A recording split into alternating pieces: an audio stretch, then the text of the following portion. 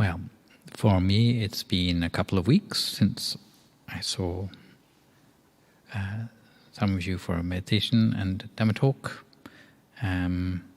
which is exactly how long it's been since I presented the first half of this particular blessing number 9 about self-discipline. Some of you were here for that, I remember, some weren't. The ones who were here can probably remember the Naga story, probably the most memorable bit. But what I was talking about in the first half of this talk on self-discipline was basically what Buddhists mean by precepts. And we looked at 5 precepts and 8 precepts. And I also talked about how the precepts work with what we do and what we say, but the real objective behind keeping these rules of conduct is to educate ourselves deeper on the inside to the level of our intentions, so that somehow being self-disciplined becomes internalized, becomes a part of who we are, so that the principles that we learn from keeping the precepts somehow become applicable even to situations which are not named specifically in the 5 rules or the 8 rules that we're trying to keep. And I think I also mentioned that often Buddhists take quite a lot of care, at least in the Theravada tradition, to be quite precise about when a precept is kept or not kept, rather than elaborating precepts to the point that it's very hard to know whether they're just concepts or ideals or whether they are things which you can actually keep anymore. So that's the gist of what I was talking about last time. And what I have left to talk to you about today is basically the higher sets of precepts, which are generally the reserve of those who lead a monastic lifestyle. Same principles, but just more detail, more precepts generally to keep. And you might say, well, I don't need to know about that, I'm not a monk, but maybe you would like to know about what monks do and why there is this distinction between a lay lifestyle and a monastic lifestyle, because at its simplest, it's basically the only distinction is in the number of precepts monks keep as opposed to the number of precepts which lay people keep. And a lot of those relate to what they do with their lives as a result. So from that point of view, it's useful for us to study about. So today we'll look at the precepts of novice monks or monastics and the precepts of fully ordained monks or monastics. Yeah? So I will start with the 10 precepts, which are the domain of novices, those who have taken lower ordination, what are known in Buddhism as the ceremony for Pappaja. And if you want to compare these with the 8 precepts which we looked at last time, then you will find that really they are very similar. In fact, they're exactly the same, except for one extra one on the end. And to get 10 precepts, what they've done is taken the 7th precept to do with dancing, singing, music, going to see entertainments, and split that in half to make a 2nd precept to do with not wearing garlands, perfumes, beautifying the body with cosmetics. So it becomes 2 instead of 1, so that gives you an extra precept already. And then the final one is to do with not handling gold or silver. Some people say, well, does that mean money? And for all intents and purposes, it means money. But the actual reason the Buddha came up with that rule originally was that if monks went around with gold or silver on their person, then they were more easy targets for the sort of people who would rob them when they were traveling. So, in fact, the actual reason for the rule in the beginning was to protect the monks rather than to make the monks naive concerning their finances. But in the present day and age, it has come to reflect the fact that monastics don't have their own money and therefore rely upon the support of a lay community to keep them going. And then they have to justify that support by doing something for the lay community. Yeah? From the lower ordination, you move up to the higher ordination, whereby the number of rules becomes much more. And by much more, I mean it's no longer in the tens of precepts, but it's in the hundreds. And depending on which school of Buddhism you subscribe to, and whether you are a male monastic or a female monastic, then you will have somewhere in the number of 200 or more precepts to follow. So in our tradition, Theravada tradition, the number for monks would be 227, which you probably have heard about before. If you were a female monastic or a bhikkhuni, then it would be 311. So more than the monks. In the Mula Sarvastivada, so not Theravada, but this is in the Tibetan tradition, female monastics never made it that far in the original days, so there's only the number for male monastics, which is 253. And in Eastern Asia, so for the Chinese or Mahayana monastic discipline, for monks it's 250, but for female monastics it is 364, so really a lot. I'm not going to put up a list for you to see what is there, but let's skip for a moment to look at the reasons the Buddha laid down a code of conduct for monks to follow. And it's not just about having a pure mind or not taking advantage of others anymore. There's some extra reasoning or rationale which is built into this. So the reasons is firstly to facilitate the happiness of the monastic community and to guard against certain monks who might become stubborn and shameless. It is a common standard, something to unify the monks.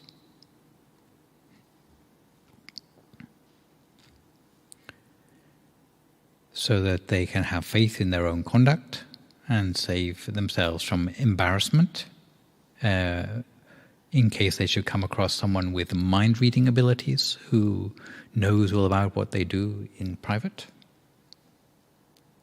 And it can also be a foundation upon which they can base their monastic practice. 10 reasons for keeping the rules is to guard the reputation of the monastic community. And if you're ever read up on scandals in Buddhist organizations, that sort of thing you like to read about? Not particularly. It's pretty depressing reading, I must admit. But in pretty much every case, when it's concerning monastics, if they had kept the rules which the Buddha gave them, they would not have had a scandal in the first place. So a lot of these are like, hey, well, you wouldn't think I'd ever even want to break a rule like that. A lot of them are there because the Buddha foresaw things that might cause a scandal in the future. So for the peace of the community, monks can trust each other, that there's not a thief amongst them, for example. To curb the monks who might be shameless, deluded. To support monks who like behaving properly. To prevent defilements arising in the mind, in the present, time or the present life, and prevent ones that might arise in the future as a result of actions done now. So, an example of this might be in the present time, monks might get used to spending their time thinking about particular females. No harm in that now, but if it just goes on and on, in the future it may lead to something more. So guarding now and in the future. It's in order to support the faith of people who support the monastic community. So the monastic community is not abandoned by the people who support it out of disappointment with the monks' conduct. And those already faithful, to make them even more faithful. To establish the Dharma for the future, so the monks can keep on teaching for the future and hence keep the teachings going, and also to preserve the code of conduct for posterity. The 227 or 250 or whatever I was talking about just now, not all the precepts are as serious as each other. Not like the lay precepts or the novice precepts, because they have different categories of seriousness, and these are reflected in the consequences for a monk of breaking the precepts, or how he can make up for having broken those precepts. In terms of seriousness, there are 3 levels, and there are 7 here because the top one is the first category, the second one is the second category, and then all the rest are the least serious category. Still with me? So, the first one to do with what's called parajika, the meaning of that in English would be defeat. And these are rules where the monk gets kicked out of the order for breaking them. What are they about? Killing people, stealing anything, even of very small value, sexual intercourse, and falsely claiming mental attainments. So, rather similar to the 5 precepts in a way. The last one, to do with falsely claiming mental attainments, is the reason why people don't tend to ask monks about their meditation experiences, because the monk then risks breaking this precept and getting kicked out. But in the old days, there was a bunch of monks who went around saying, "Oh, we're enlightened. If you give us lots of money, then you'll have an extra special merit." So the Buddha sort of cut that one off at the roots, so that monks wouldn't go around claiming that sort of thing anymore. Second level, which requires a formal Sangha meeting, Sangha di Sesa, are things to do with monks being put on probation, if they need to come back from these sort of misdemeanors. So, in this category, there are things like, there are 13 in all, things like dalliance with females or building luxurious personal accommodation without asking first.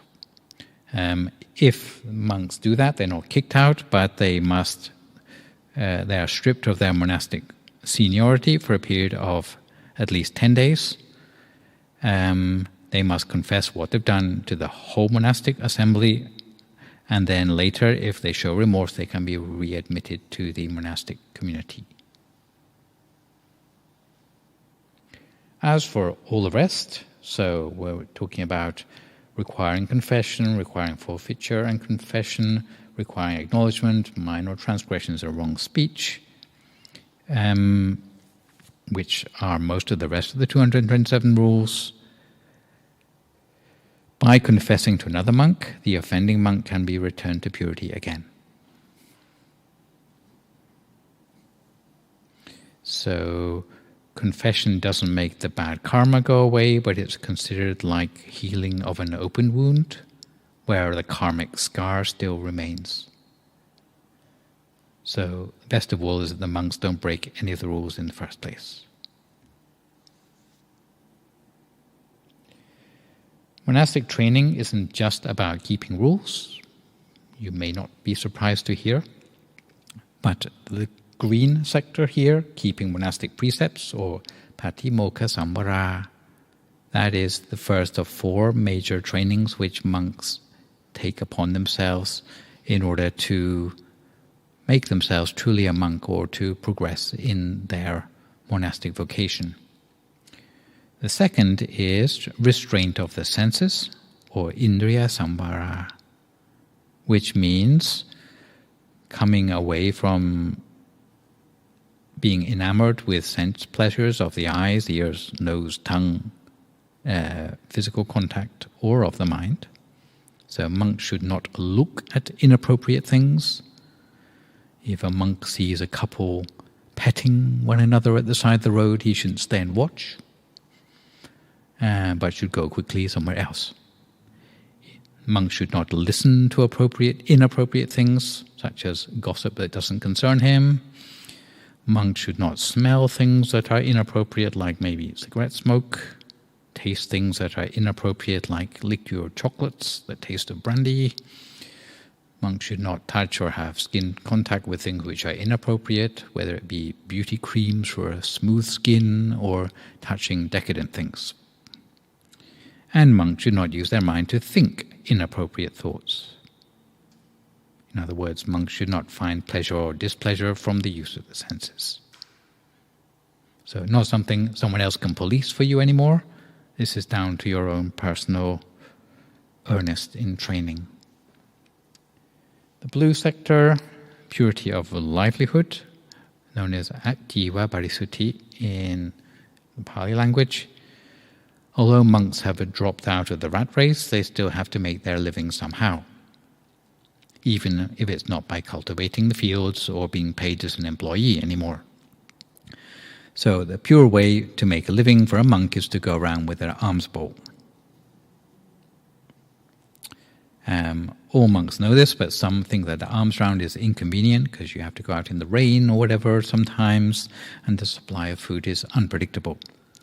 So some monks, I don't think there are any in this temple, try to get more reliable income by setting themselves up as a, let's say, a fortune teller or a purveyor of lucky lottery numbers.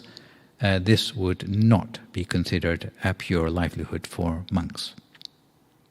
Why? Because lotteries are a form of gambling, and gambling is one of the roads to ruin. So if you come across monks who encourage or make their living out of predicting lottery numbers, you shouldn't encourage them.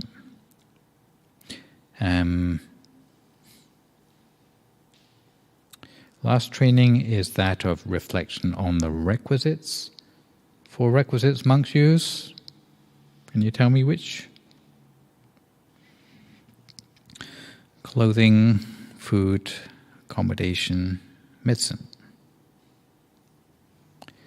Monks, before using any of those, should reflect that they are using them for the right reasons and not using them excessively.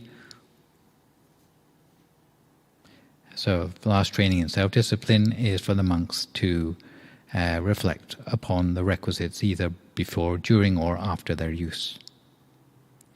So they shouldn't take more than they need to keep their body going, in the same way as a fuel keeps a car mobile.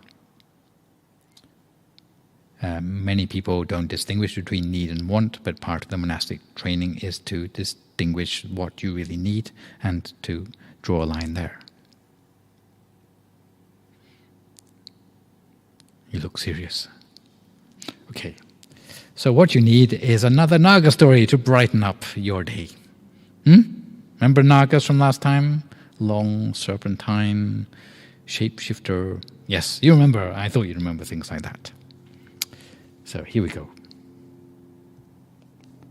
It's a story about monastic discipline in a way. But it's also an illustration about how hard it is for monks to keep their self-discipline pure, and also the dangers involved. And the story from the scriptures goes something like this. There was a Naga, so this time called Erakapata, which basically translates as Eraka, leaf, and it's a sort of waterweed. And not in the time of this Buddha, but in the time of the previous Buddha called Kassapa, the Kassapa Buddha. This particular individual, who is now a Naga, had been a monk for the total of 20,000 years, because in those days people had much longer lifespans. So he lived as a monk for 20,000 years in the forest. And as some monks do, when he went for his alms round, he put his bowl in the boat and he paddled with the boat around to wherever people would give food for him. But one day, when paddling along in his own boat, he accidentally grasped onto some of the waterweed, so this Eraka plant, and it snapped off in his hand.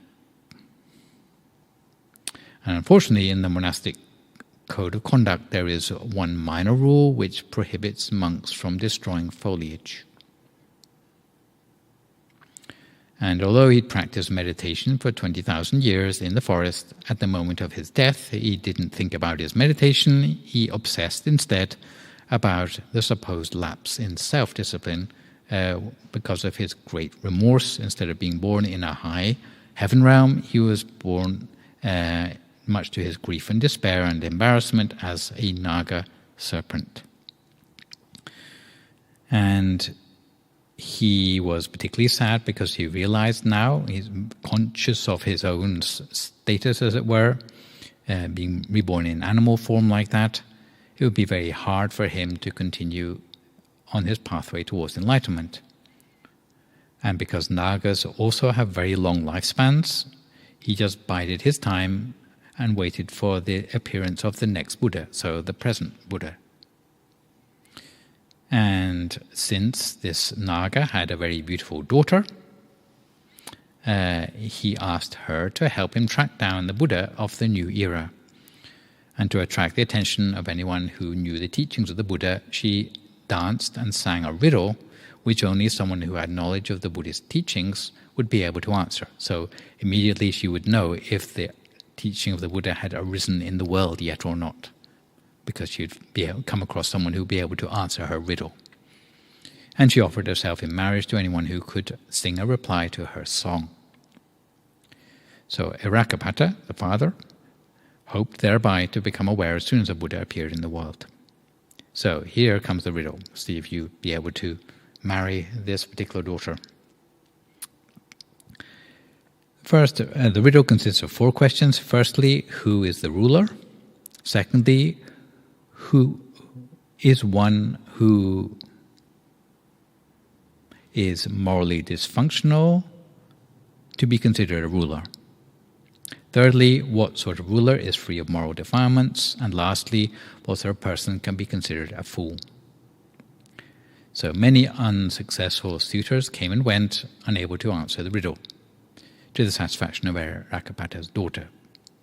An interval of not just one Buddha, 2 Buddhas passed, and still no one was successful. At last, a young Brahmin called Uttara, who was later to become a stream enterer, managed to answer the riddle, and he gave 4 correct answers: that whoever controls the 6 senses is the ruler. Secondly, whoever is overwhelmed by the mist of moral defilements cannot be called a ruler, since rulers must be those who are free of craving. Thirdly, a ruler free from craving is one who is free from moral defilements. And lastly, A person who hankers after sensual pleasures would be called a fool. So because of those correct answers, then that disciple was able to lead a Rakapata to the Buddha, and later he was able to receive a teaching from that Buddha. But again, he was seized by great sorrow on account of his condition, and he would have attained stream entry too if it had not been for being reborn in animal form. So this is the origin of the teaching there on the screen, which the Buddha gave in comment as to this whole shebang, whole situation with the Naga being reborn tragically in animal form, that it is very hard to gain rebirth in human form. Hard indeed is the life of mortals. It is hard to hear the sublime teaching of the Buddhas, and it's hard for the Buddha to arise in the world. So anyone who gets to hear the teachings of the Buddha unadulterated and is in human form able to do something about it is really very fortunate, especially compared with a poor monk who cultivated his self for 20,000 years and then slipped up at the last moment. So, in conclusion, perfection of self-discipline, mostly we consider it just to be a practice, something we can use to get merits, but to really perfect self-discipline, whether you are a lay person or you are a monastic, it's much more than just shalt not abstentions couched in the terminology of rules of training. In the beginning it starts out as prohibitions from actions of word and deed that take advantage of the weaknesses of others. Although in more elaborate sets of precepts, the rationale extends to streamlining the mind for meditation, and if you are a monastic, then the additional rationale is to preserve the reputation of the monastic community or to preserve a teaching for perpetuity. But what you see with, especially from the way that monks practice self-discipline, where it's more than just the rules are just a means to an end, it's a way of internalizing self-discipline as a quality of your character, something which is known as noble self-discipline or Arya Sila. Once it becomes internalized, it will become even simple acts, such as, let's say, picking up litter from the side of the road to put in a bin somewhere, would be considered self-discipline true. Why? Because it's a small self-sacrifice of yourself for the greater good. That's the real deeper meaning of self-discipline. But you start with simple things which you do towards other people, but really self-discipline covers all acts of self-sacrifice for the greater good.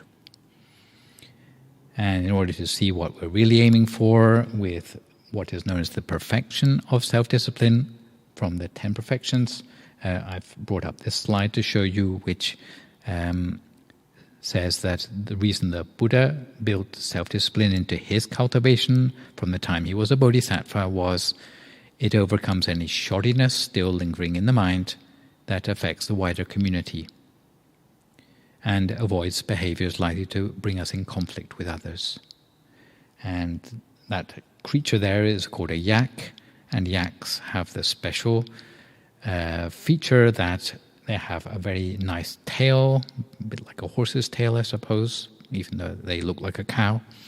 And if ever a yak gets its tail caught in a thorn bush, it will not just pull out its tail in order to get free, but it will save every last strand of the hair from its beautiful tail, extricating every last hair of its tail intact from the thorn bush, rather unlike a cow or a horse. And in the same way, a person who loves their precepts or loves their self-discipline practice will take care of every single one of their precepts in the same way. And this is why precepts have sometimes been compared to a mold which transforms worthless clay into luxury tableware.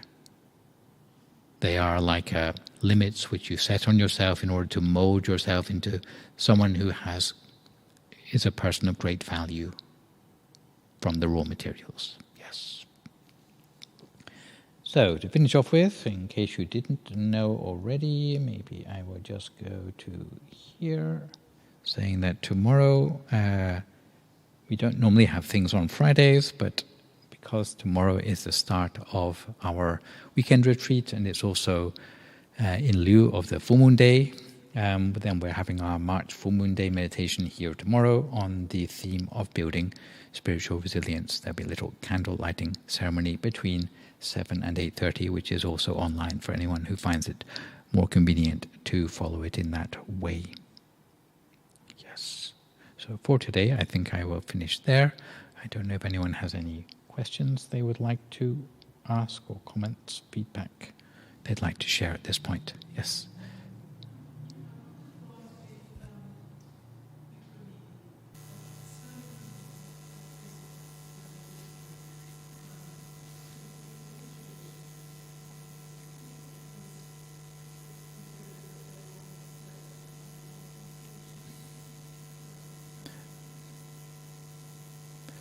I think the reason the bhikkhunis have more rules than the monks generally is to do with, firstly, the protection of the female community from maybe more risk factors than the male community would be subjected to.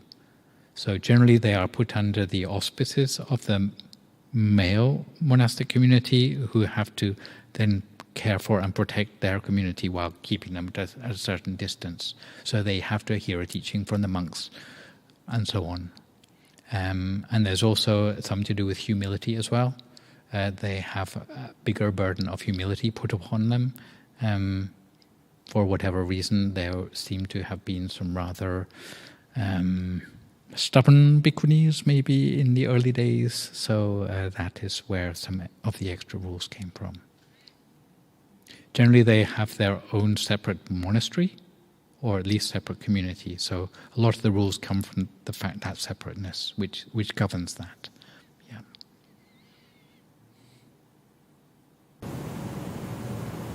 Everyone's going to ask about why breaking off a leaf is so bad. Well, it's mostly to do with destroying foliage. Generally, is seen as a bad thing.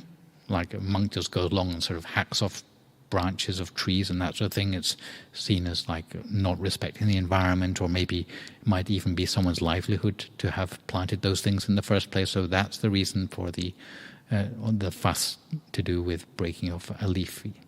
But generally, if a person hasn't done it intentionally and it's just a leaf in the wild, then he should have been thinking about something else on his deathbed. Yeah.